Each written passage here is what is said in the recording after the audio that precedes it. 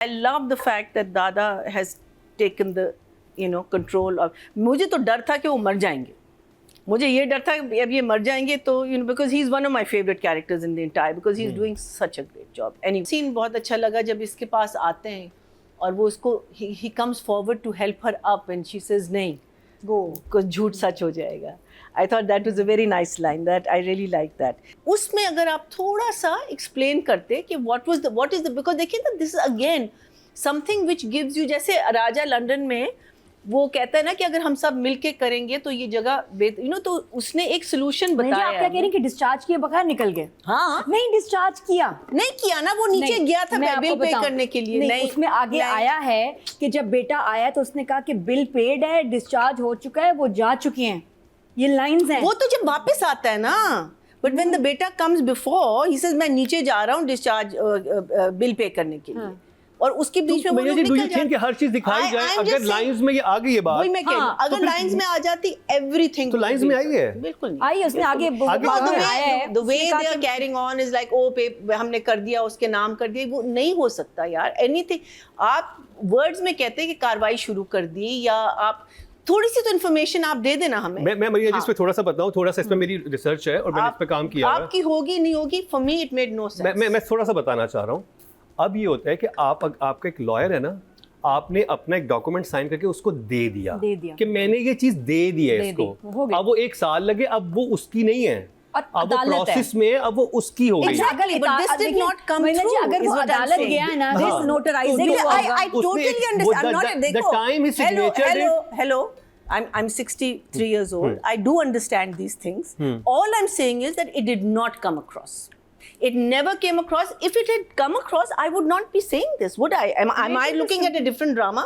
Maybe they simplified the language. All I'm saying is that it should have been part of, and it just was one thing or two things, but don't make it sound like, because the way it is coming across is कि आपने कर दिया, अब वो घर उनका हो गया.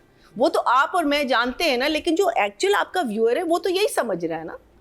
Because there is a level of क्या कहते हैं viewership where people are not really thinking and they're not that educated to know that. So I think that should have been a little more clearer. That was one thing. The other thing is that Anas ये बात छुपा रहा है कि because Anas को तो पता है ना किसने किया है ये, because उसका दोस्त कहता है ना कि तुम calm down करो और हम लोग पता करेंगे किसने किया है. क्यों छुपा रहा है? आई थिंक वो इतनी फैमिली की वजह से, फैमिली सब चीजें हैं. वो क्या बताए, वो गिल्ट में है, जब भी तो अंसा को बचाने भी गया है. वो सब चीजें जो कर रहा है उसको पता है कि उसकी वजह से हुआ. That's why he was so वो अग्रेसिवली हर चीज को कर रहा है. But the friend does know that it has got some connection to do with the past जो इन लोगों ने किया. अच्छा, फिर फ्रेंड्स का जो रिएक्शन था वो, as you said and as Nadia said, in this day and age, as you said, AI and false videos and all is such a common thing. अब अगर उन दोनों ने अगर अब आप पहले से उन दोनों क्या नाम दिया था उन दोनों का? हपलू डपलू. हाँ, so nice. हपलू डपलू. अगर शुरू में दिखाते हैं ना कि हपलू डपलू जरा से चिड़े हुए हैं और ये पसंद नहीं करते, एग्जैक्टली, फिर वो सीन बिल्कुल जस्टिफाई होता है और उस लड़की का एकदम से टर्न नॉट बिलीवेबल. अच्छा, अब शादी की हम बात करते हैं.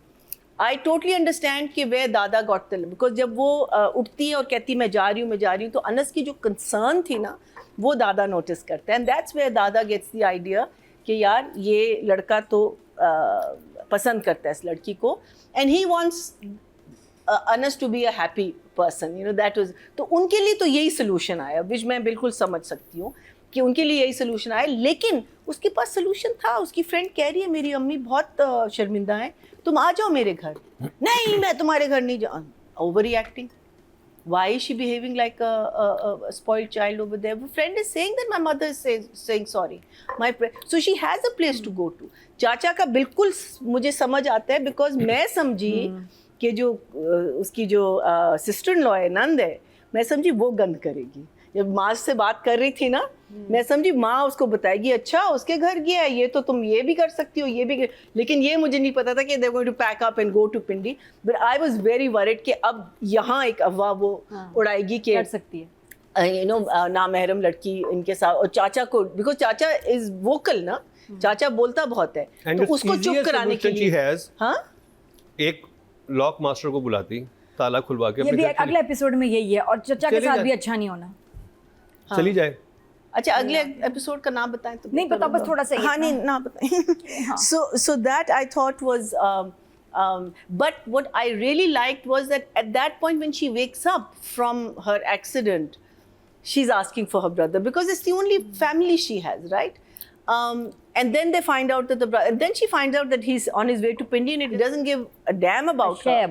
उसके बाद उसका इतना इंसिस्ट करना मुझे नहीं समझ आया. मुझे भी उसके बाद नहीं समझ आ रहा था कि जब भाई ने साफ कह दिया. वो चुप हो जाती है कहती और बाद में she could have thought as she's saying that if she's going to break the lock, and as you are giving examples, there are tons of things to do. You go to your friend's house, think about what your next step is, because that is the kind of girl you are.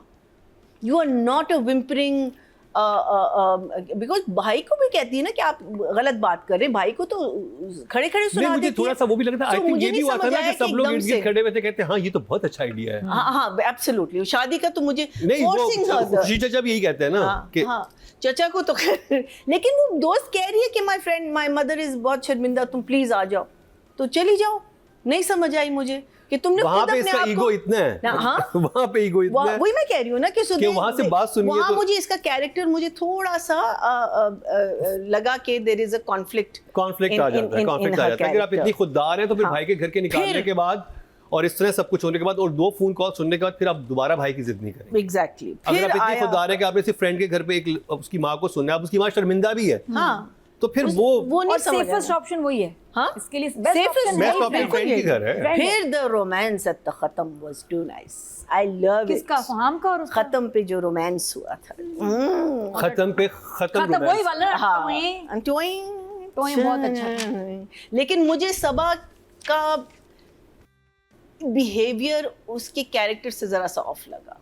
I didn't find वो लालची behaviour. I didn't find it to be, because देखो उनका अपना घर एक तो होता ना कि टूटा फूटा भी नहीं, लेकिन जरा सा ये जरा अपग्रेडेड घर था ना. हाँ ये इंटीरियर करवाया हुआ था, उसमें इंटीरियर नहीं हुआ. They live in a very good house, right? If they didn't live in a fantastically good house, and because कहीं भी सबा has come out evil, she hasn't come out लालची, and she hasn't come out that kind of.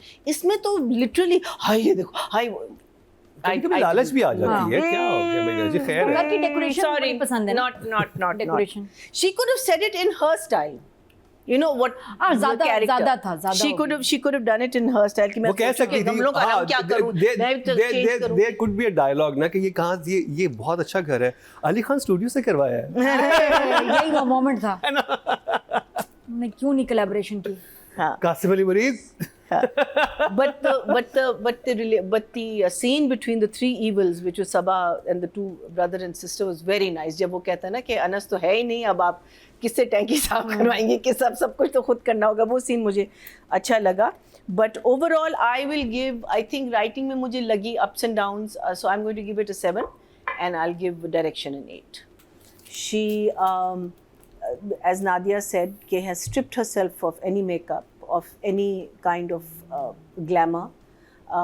Mashallah, she's such a beautiful girl.